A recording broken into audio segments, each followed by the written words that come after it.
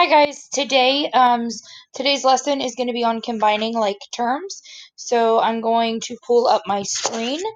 Hold on, I have to change it over here. Um, I'm going to pull up my screen and we are going to get started. All right, so that was not the screen I wanted. Okay, so combining like terms, I'm just going to adjust my screen here a little bit. Combining like terms. So variable terms, terms with a variable would be terms such as 7x. We did this yesterday where I argued about how small the tip of my pen should be, and it argued back with me. Okay, so 7x and negative 5x.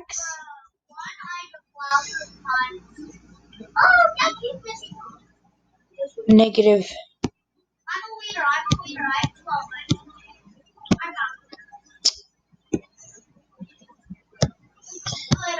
Sorry, I'm gonna have to go back and fix that. All right, negative 5x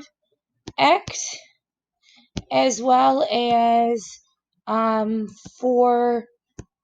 Okay, so those are all terms with a variable. So they're variable terms. The variable is the x, okay? So constant terms, they are terms without a variable. So like the number 3, the number -1, and the number 8. Those are all terms without a variable, okay? So then it says coefficients. This is a number next to the variable. So these variables up here, so, whoops, no idea what just happened to the screen. These variables up here, the coefficient would be a 7,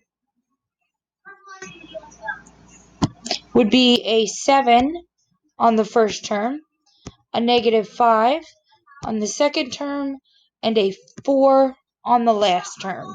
Okay, so basically the coefficient is that constant term that is with the variable. Okay, does that make any sense? Okay, so then it's asking us on the next piece of paper, excuse me, on the next piece, it's asking us to simplify the expression by combining like terms.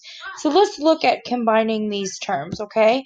So we have 7x, 5x, and 4x. But remember, you have to look at the addition or subtraction behind it and in front of it, okay? So we have 7 minus 5, and 7 minus 5 is 2. And then we have 2 plus 4. So 2 plus 4 is 6. So 6x. Okay, so we combined that. Let's use a different highlighter color to look at our constant terms. Okay, so 3, 8, and -1. So 3 plus 8 is 11, minus 1 is 10. So this is going to be, plus 10. So 6x plus 10 is what it looks like. So it looks like something really big, and then it kind of squishes it down to a smaller, to simplifying it to something smaller, okay? So what we're going to do today is we are going to, I think I'm going to go over, sorry about my phone there. I'm going to go over the first couple of problems. I'm going to highlight the problems I'm going to go over. I'm going to go over number 1, number 4, number 7, number 10, number 15, and number 16. Just because finding the perimeter is something a little different that we maybe haven't worked with before, okay? So I'm going to blow up my screen a little bit here so it's just a little bit bigger. All right, so, well, there we go. I'm going to blow it up so it's a little bigger. So 3x plus 6x. So they have the same variable.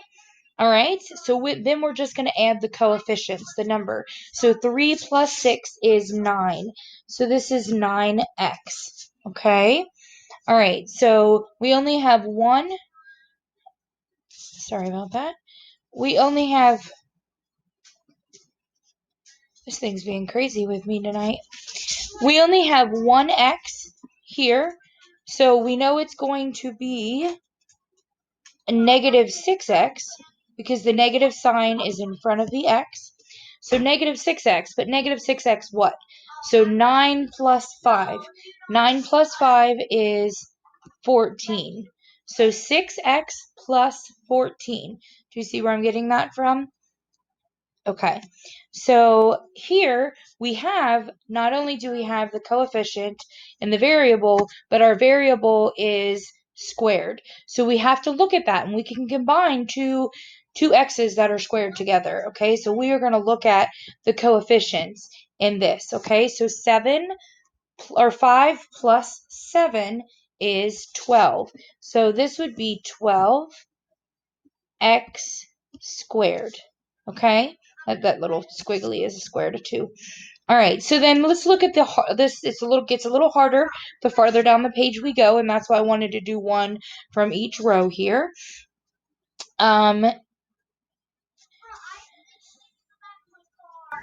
Okay, so this says 8x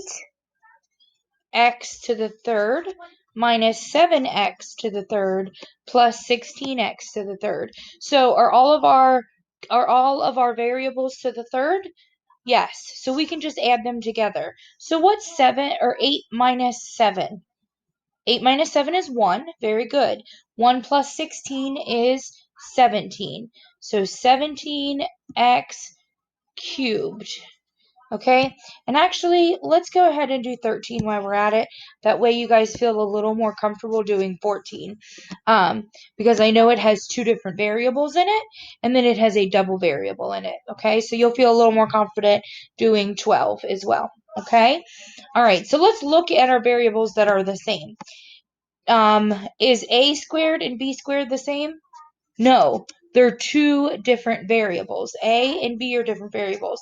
But we have some constants, which is AB and AB. So we are going to look at those together, okay? So our answer is going to be hold on, let me erase that. Our answer is going to be A squared minus, hold on, and I'll explain minus here in just a second, 3AB plus b squared. So where do I get the minus 3ab?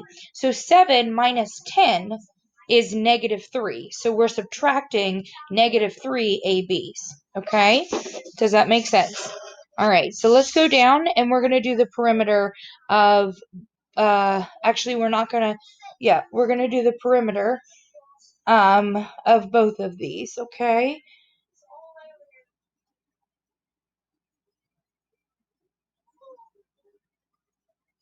Because I think you have one of these on your homework, if I'm thinking about it. Okay, so finding the perimeter for this. So we're going to take 2x plus 1 plus x plus 3x. Okay, so then we look at our constants. Our constant variables we have is x, x, and x. And this is pretty much 1x. So we can add these together. So 2, 3, 4, 5, 6. So we have 6x and the plus the 1 that we had left over. So our answer is 6x plus 1. Okay? So over here, we're going to look at this. It's going to be y plus 2 plus 3y. And why am I adding it? Just like I did over here. Why did I add it? Because there's no, whoops, that didn't work very well. Because there's no negative number in front of these. None of these are negative. If it was negative, then we would be subtracting. Okay, so we are adding. And the same thing with the perimeter of the square. We are there is no negative number out front, so we add. Okay, so plus 3y minus 5. All right, so let's look at what we have in the same. So we have 1y plus 3y, which is 4y. And then we have a 2 minus 5, which is -3. But in order to get the perimeter of a rectangle, you have to multiply the entire thing by 2. So it would be 8y minus 6. And that's where our answer would be. Okay, so that one's a little tricky. When you go to do your homework, I want you to remember that you have to multiply this entire thing times 2 when you're working with a rectangle, okay? Because there's 2 of these sides and there's 2 of these sides, okay? All right, that is it. The rest of these problems we are going to do, the rest of these problems we're going to do together in, the rest of these problems we're going to do together as guided practice, okay? All right, I'm trying to get this to stop